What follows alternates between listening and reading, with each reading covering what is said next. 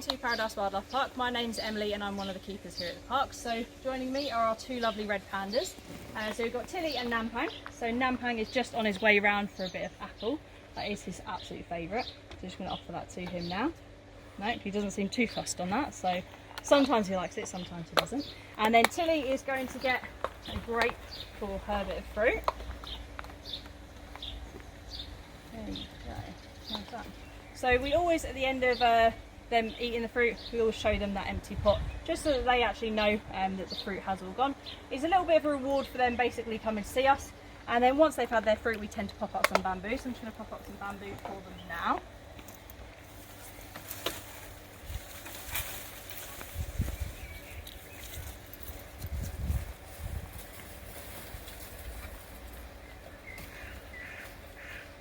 So as I said, we've got Tilly and Nampang here. So this is Tilly just over here and Nampang's just over here. So the way you tell them apart is kind of really the coloration of their fur a little bit. So Tilly's a much kind of darker red, whereas Nampang's got a bit more of a kind of auburney kind of brown colour. And as well their face. So Tilly's got quite a round face, whereas Nampang's is quite oval. And another kind of thing as well is actually their tail. So unfortunately Tilly has experienced a bit of fur loss on the end of her tail. And so that is why she's kind of looking a bit sparse in fur on there at the minute. So again, that's another really easy way you can kind of tell them apart. I think she's eyeing up a little bit more fruit at the minute, but that is her kind of set amount for the day.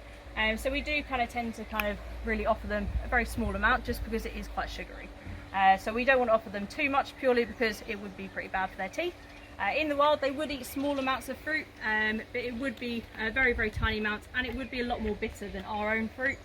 So our fruit really is more to cater to our taste buds, so it's very, very sugary, in which case that is why we kind of really specifically weigh it out. So 95% of a red panda's wild diet actually would be made up of bamboo, so that is why we've offered them some bamboo today. I'm going to pop this bit up as well for them because it's a little bit leafier, so they might prefer it.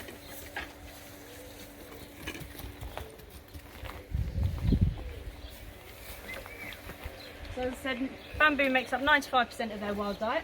An adult in the wild could eat up to 200,000 leaves each a day, so obviously that is an absolutely insane amount of bamboo. It is far beyond what we can feasibly grow here on site as well. So as much as we do grow it around site and we chop it down for them every single day so they have an actual form of their food, we do also give them a couple of other food sources just to make sure that they get their daily requirements nutritionally. So we give them something called leaf eater pellet and also something called panda cake, which panda cake is Tilly's absolute favourite. She can't get enough of the stuff. And then they get bamboo just as kind of a bit more of a natural part of their diet. As I said, obviously as well, they do get a small amount of fruit, but it is a very small amount, and it really is just a bit of a reward for them coming to see us. And we do also offer it to them during training as well. So as you can probably imagine, health checking a red panda when they're all the way up in the tree is pretty difficult. And you'd have to be very good at climbing. And so what actually we tend to do is actually we get them to come down and see us. So by offering them that small amount of fruit, it kind of just gives them a bit more of an incentive to come and see us, to partake in training, so we can do health checks for them, so we can check their teeth. We can also do weight training with them, station training, which for Tilly is quite important because if we were to have cubs off of these two, we would need to be able to feel her stomach just to see if she were pregnant, basically. So the training is really, really crucial, and it's really good for us as keepers to build up trust with our animals. Thank you guys for tuning in to watch our Red Panda live stream today. Please remember that we are still closed to the public due to the COVID-19 pandemic, and if you would like to support our amazing red pandas and all the other beautiful animals that we have at Paradise, you can do so by donating stars down in the comments. So although bamboo and fruit is the majority of a red panda's diet, they are actually still classed as carnivores. You can see they have got incredibly sharp claws and also really sharp carnassial teeth. And basically the reason for this is because hundreds of thousands of years ago they would have primarily eaten meat, but they've now adapted to this really kind of mainly bamboo based diet because it was readily available in their environment. So although they don't really eat meat on a daily basis, we do tend to kind of try and offer it to them kind of usually about once or twice a year. Tilly, however, you wouldn't think it, but she has actually managed to catch and eat 2 pigeons since she's been here. So she's been very, very successful. But with Nampang, he tends to be a little bit more not so sure on the meat. He doesn't tend to be as bothered about it when we do offer it to them. So these guys have incredible adaptations. You'll probably see the way they have been climbing in and around the tree. their back ankles actually rotate 180 degrees. So if you watch them as they climb, you'll see how they rotate, and what this basically means they can do is they can actually climb headfirst down trees. So it's an amazing adaptation to have. If your main predators in the wild are things like snow leopards, who can climb very, very well as well, you want to be able to get out of the tree nice and quickly and away from the snow leopard. So if you're just climbing bum first down a tree, it's going to be pretty slow and not very effective. So it's a really, really good way just to kind of get away from them nice and quickly. They do also have some other amazing adaptations, so you can probably see the kind of red and white coloration of their fur. So in the bamboo forest that they live in, they actually grow red mosses and white lichens. So that means that these guys stay nice and camouflaged in with the leaves that grow these mosses and lichens. And as well as that, they also obviously have this really nice long tail, which basically just is perfect for balance. So when they're climbing in and around the trees, it really helps them to stay nice and balanced. So you've probably seen as well the way Tilly's actually gripping onto the bamboo with her claws. So these guys have an adaptation called a false thumb. So they share it with the giant panda, even though they're actually not closely related at all. And what it basically does, it just means it's an extension of their wrist bone, which means they can pull the bamboo a little bit closer towards themselves. So obviously I've mentioned that they're not closely related to the giant panda, even though they share that adaptation. The reason for this is basically because these guys aren't really in that kind of family at all. So these guys actually have recently been discovered to actually have two different species of red panda. So you've got the Himalayan red panda, just like these guys, and also the Chinese red panda. And actually, with these guys, they're in their own family of their own. So they've got no living relatives. They are incredibly unique.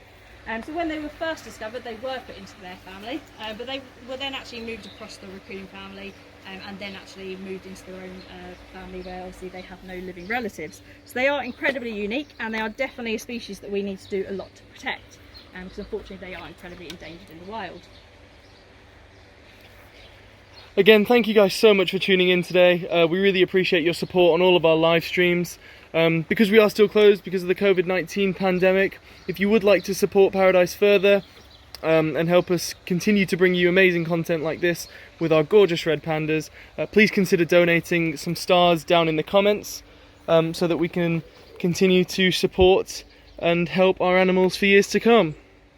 So obviously as well, I've mentioned that these guys are unfortunately endangered out in the wild. Some estimates have shown there could be as few as 2,000 left. So obviously if that is the case, that is pretty drastic, and there's definitely a lot we need to do to help them. So the main issues they're actually facing is habitat loss. So obviously these guys require nice big trees to live in the wild.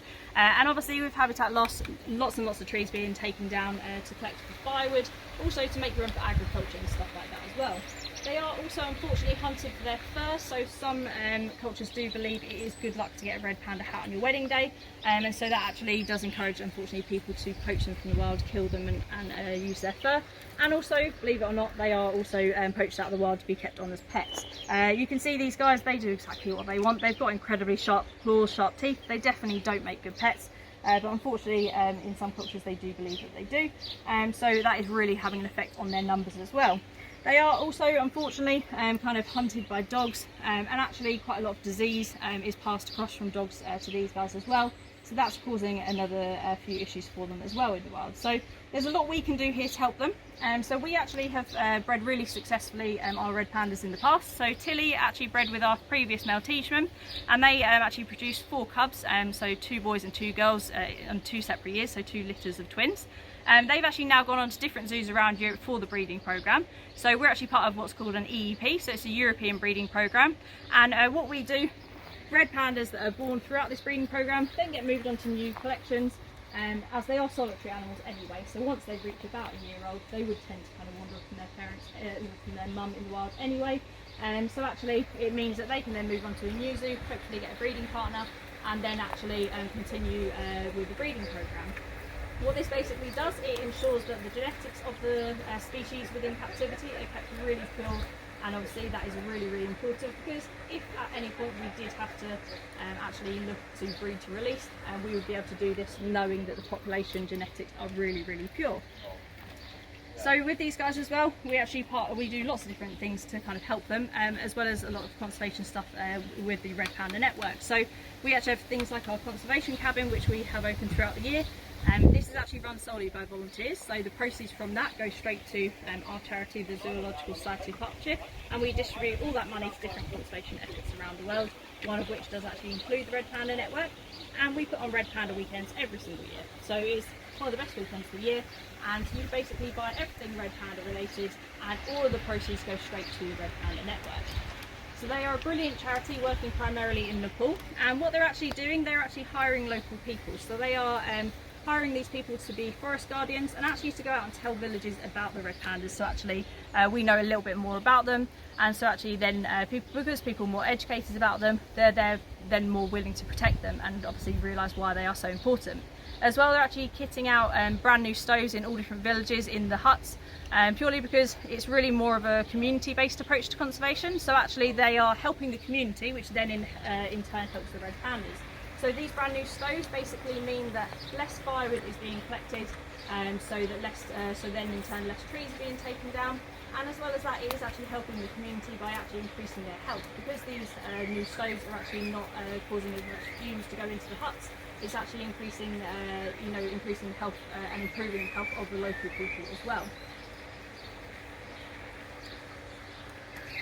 We hope you guys are enjoying the Red Panda Live today. If you would like to support these pandas, the Red Pandas rather, and all the rest of the amazing animals we have here at Paradise, please consider donating stars to us down in the comments below, because they really are helping us get through this really tough period where we are closed due to the COVID-19 pandemic. So we are hoping that these two will also be a successful breeding pair. So Tilly is a bit of a middle-aged panda now. She is actually coming up to her 9th birthday, and Namhang is actually coming up to his 3rd birthday. So June, July and August is actually red panda birthday season. Basically because these guys tend to breed kind of December to early March, and then they tend to have their cubs June to early August. So actually Tilly will be turning 9 on the 22nd of June, and Namhang will be turning 3 on the 14th of June. So with these guys, Namhang was sent here. Heachman unfortunately passed away because he was a new potential breeding partner for Tilly. So we are hoping that they'll be successful. The first year he was a little bit terrified of Tilly because she was showing a lot of interest in him, and he wasn't so sure. He was quite young still. He wasn't quite fully mature yet. But this year he has been a little bit more susceptible to her kind of interest. He's been a bit more interested in her. He's actually been displaying lots of really good signs. So things like neighing, also a lot of scent marking. So quite often when you watch the pandas, you might see them do a little bit of a bum wiggle on different parts of the enclosure, and that is just them scent marking.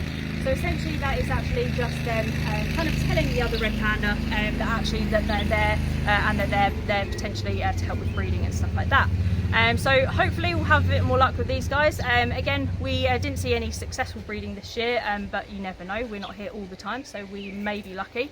But we won't really know until kind of during the next couple of months. But if not this year, then we are hoping, fingers crossed, for next year.